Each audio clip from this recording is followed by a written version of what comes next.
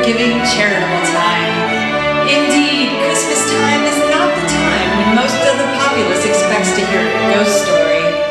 But I will endeavor in this ghostly little story to raise a ghost of an idea, which shall not put you out of humor with yourselves, with each other, with the season, or with me. I only wish that it might haunt you pleasantly.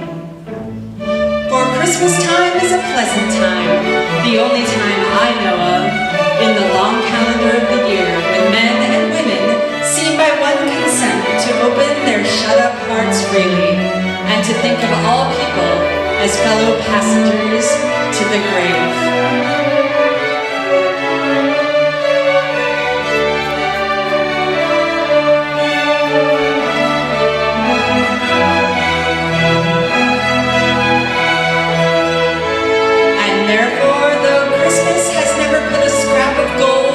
Silver in my pocket, I believe that it has done me good and will do me good, and I say, God bless it.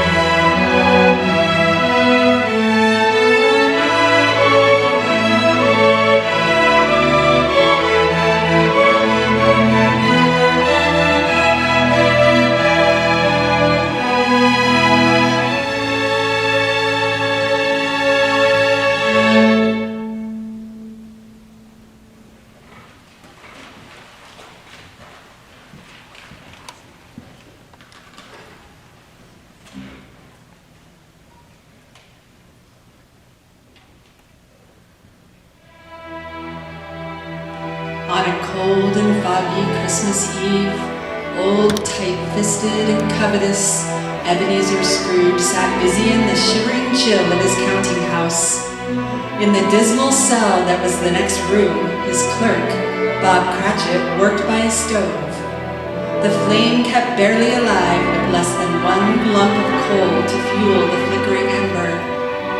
That afternoon, Scrooge reluctantly looked up as a visitor entered his office. "A Merry Christmas, Uncle!" cried the cheerful voice. It was Scrooge's nephew, Fred, who had arrived full of the Christmas spirit.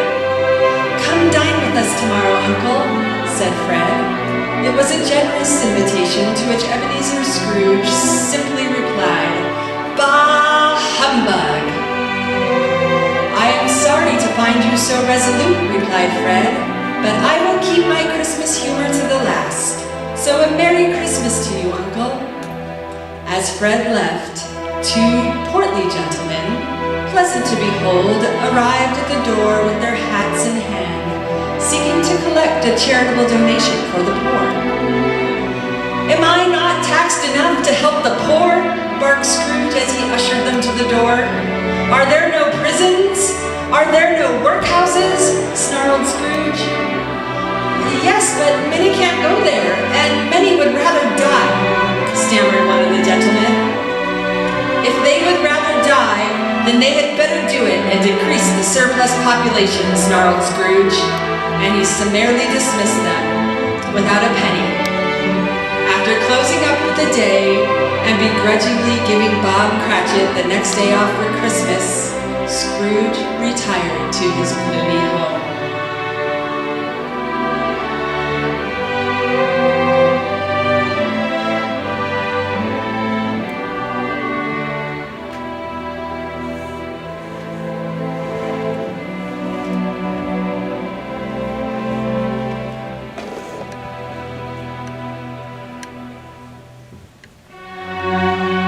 Slid his key into the lock of his front door, an apparition appeared at the door knocker.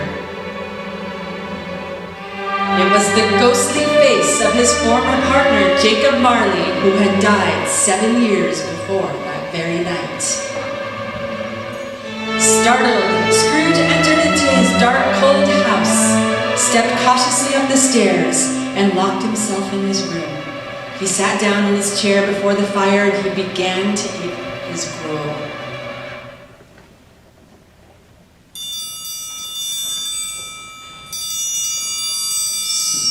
Soon, he noticed the faint tinkling of an unused bell that hung in the corner. One by one, every bell in the house began to ring out, and ring out loudly. Suddenly, Scrooge heard footsteps heavily thumping up the stairs, and with them a clanking noise as if a person was dragging a heavy chain. A ghostly figure floated through the locked door. It was Jacob Marley, bound in chains and dragging behind him a trail of cash boxes, keys, ledgers, deeds, padlocks, and more chains wrought in steel. Though he saw the death-cold phantom standing before him, Scrooge fought against his senses and growled, "You're humbug, I tell you, humbug!" At this the spirit cried, "I have wandered the earth for 7 years as punishment for neglecting the needs of my fellow men. I have come to warn you that you have yet a chance and hope of escaping the same fate. You will be haunted by 3 spirits, Scrooge. Expect the first tomorrow when the clock tolls 1. Then the ghost of Marley floated through the open window into the bleak, dark night.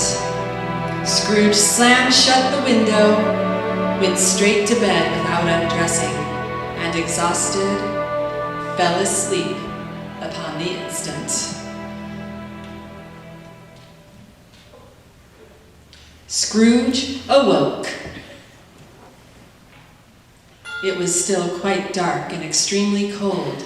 Perplexed and deeply bothered with a mix of dread and astonishment as the thought of Marley's ghost, he asked himself, was it a dream or not? As the clock struck 1 with a deep and melancholy toll, Scrooge all of a sudden recalled Marley's promise of the first ghostly visit. At that, the curtains of his bed were drawn apart by a strange childlike figure, dressed in white, from whose head sprung a bright, clear jet of light. "I am the ghost of Christmas past." "Long past?" Scrooge asked of the glittering figure. "No, your past," it replied softly. "What brought you here?" asked Scrooge nervously. "Your welfare," said the ghost. "Rise and walk with me," he said, and taking Scrooge's hand, the 2 gently floated through the window. Instantly, the ghost transported Scrooge to the countryside where he had been raised. The city had vanished, and as had the darkness and the mist. "What you see are but shadows of the things that have been," said the ghost. Recognizing every gate, post, and tree, Scrooge was brought to his old school, empty but not quite deserted. Indeed, Scrooge wept as he saw his poor forgotten self as he used to be, a solitary child left behind. The ghost motioned toward the classroom door. It opened, and a little girl darted in. It was Scrooge's little sister, Fan. "Father has sent me in a coach to bring you home, dear brother," said the child. "Home forever and ever." Scrooge reminisced sadly that Fan had died as a woman some years ago and had 1 child, his nephew, Fred.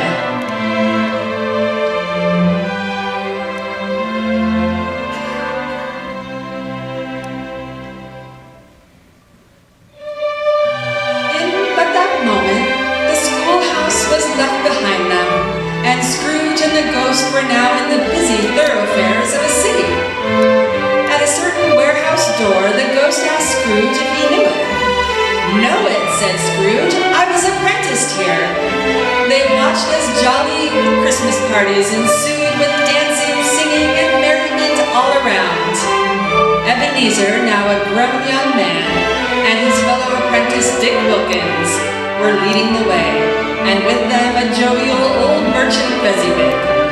During the whole this time, old Scrooge's heart and soul were in the scene, and with his former self, he remembered everything and enjoyed everything.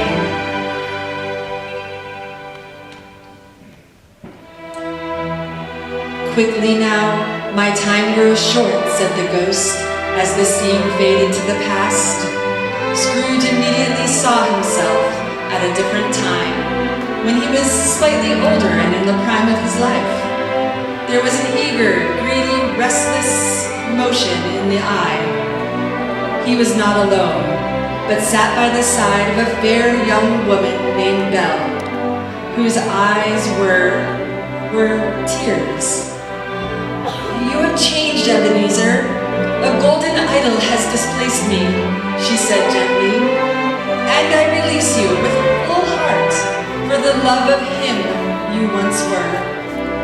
She continued, handing back to him her golden engagement ring. Spirit, why do you torture me? No more, cried Scrooge.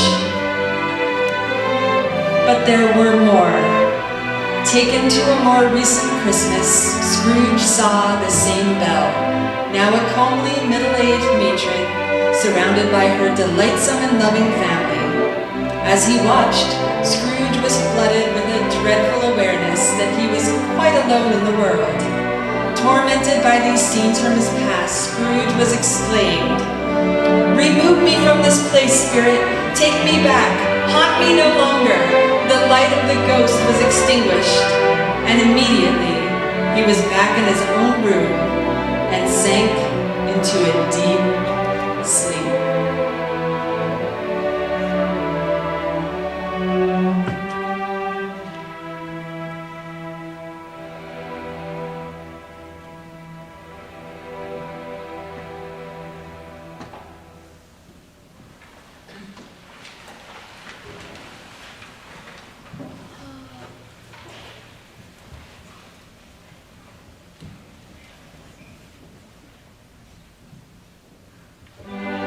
Suddenly Scrooge awoke as again the bell was upon the stroke of one. Scrooge rose from his bed, trembling at the sight of light emanating from the next room. The old hearth was ablaze, the room transformed. Holly, mistletoe, and ivy hung all about. Sitting on a throne of meats, red-hot chestnuts, fruits, plum puddings, cakes, and seething bowls of punch was a jolly giant, glorious to see, who bore in his hand a glowing torch shaped like a cornucopia. Come in and know me better, man. I am the ghost of Christmas present, boomed the joyful spirit, who was dressed in a deep green robe bordered in white fur. Spirit, said Scrooge submissively, I went forth last night and learned a lesson. Tonight, if you have aught to teach me, let me profit by it. Touch my robe, laughed the ghost.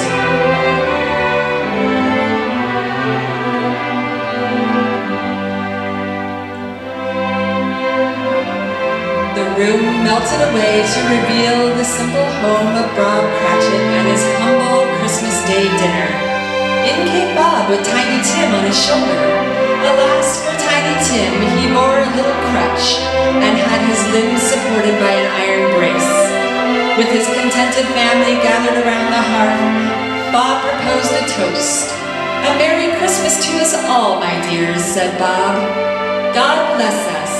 God bless everyone, said Tiny Tim.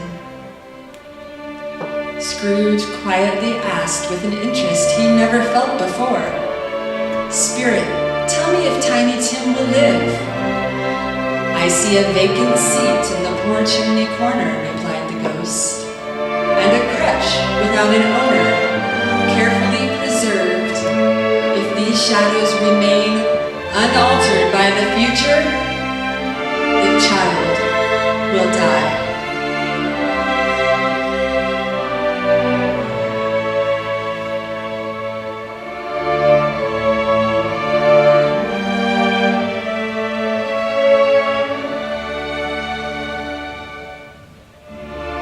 Scrooge and the spirit stood alone in an open space.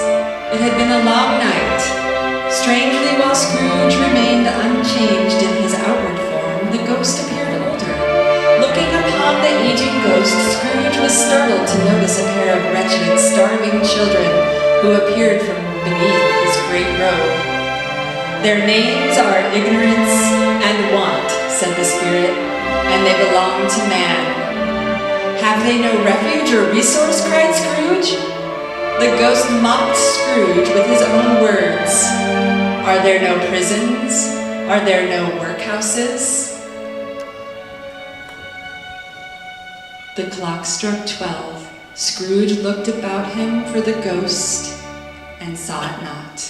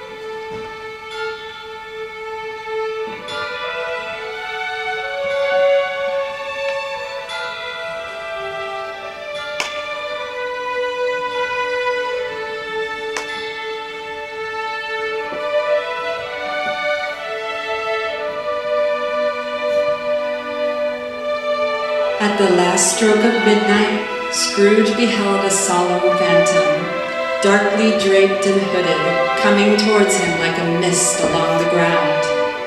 Bending to his knees, Scrooge asked, "Am I in the presence of the ghost of Christmas yet to come?" The spirit answered not, but pointed downward with his outstretched hand. "Ghost of the future," he exclaimed, "I fear you more than any other specter I have seen. But as I know your purpose is to do me good, and as I hope to live to be another man from what I was, I'm prepared to bear you company, and to do it with a thankful heart."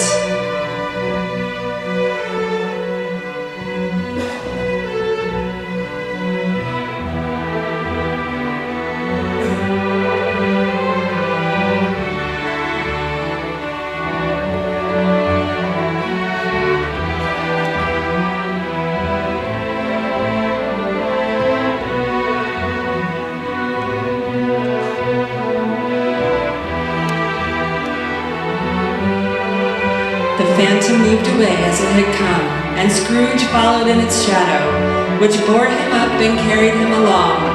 With that, the city seemed to spring up and encompass them of its own accord, and they stood before the stock exchange, where a cluster of men were carelessly discussing the death of a rich business acquaintance.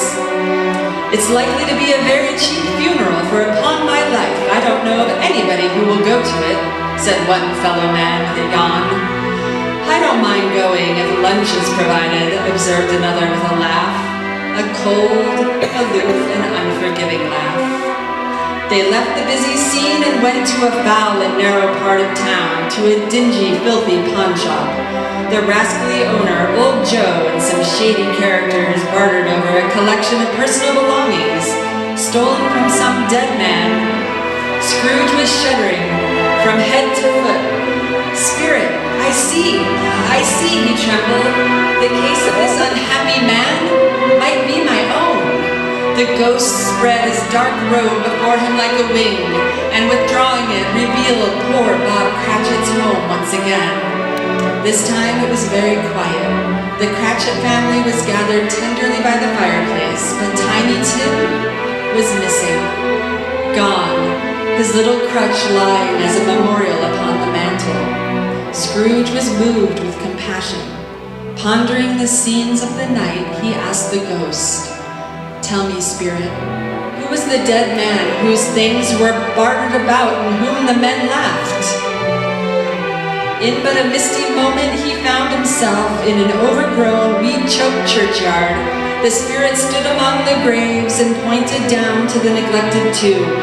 Trembling, Scrooge crept forward and, following the finger, read upon the gravestone his own name, Ebenezer Scrooge.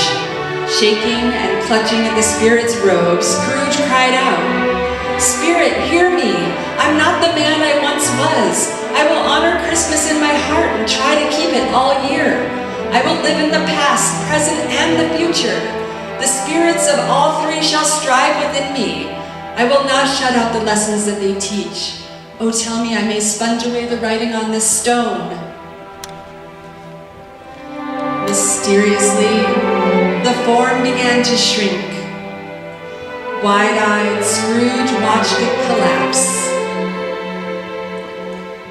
It became ever smaller, dwindled down, and transformed into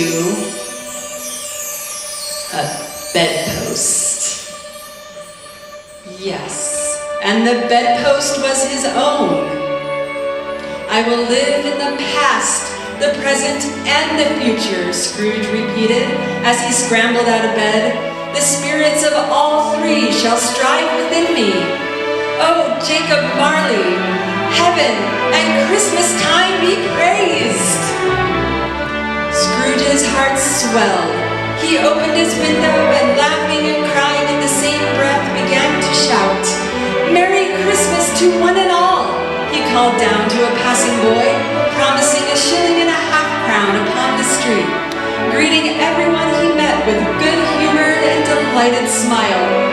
He happened upon the portly gentleman who had been collecting for charity the day before. He offered his deepest apology for previous behavior, and he pledged them a huge donation. Scrooge then found himself at Fred's door, and knocking, asked if he could come to dinner. It was a wonderful party, with wonderful games, wonderful unanimity, wonderful happiness. But the next morning, Scrooge arrived early at the office to catch Bob Cratchit 18 and a half minutes late in his arrival. Feigning anger, Scrooge began to scold Bob, and then suddenly laughed. "A Merry Christmas, Bob! A merrier Christmas, my good fellow, than I have given you for many years. I'll raise your salary and endeavor to assist your struggling family. Make up the fires and buy another coal scuttle before you dot another I, Bob Cratchit."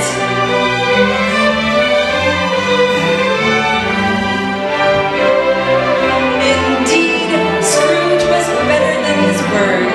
He did it all, and infinitely more, and to Tiny Tim, who did not die, he was a second father. He became as good a friend, as good a master, and as good a man as the old city knew, or any other good old city, town, or borough in the old good world. And it was always said of him that he knew how to keep Christmas well. May that truly be said of us and all of us. And so, as Tiny Tim observed, God bless us, everyone.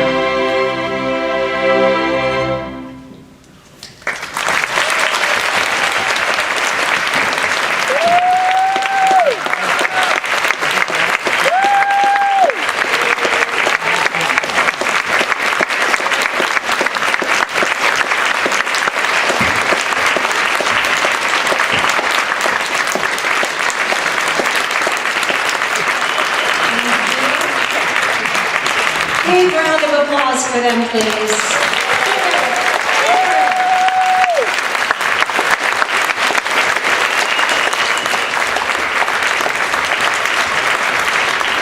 And a big thank you to Tracy Bennett for lovely narration.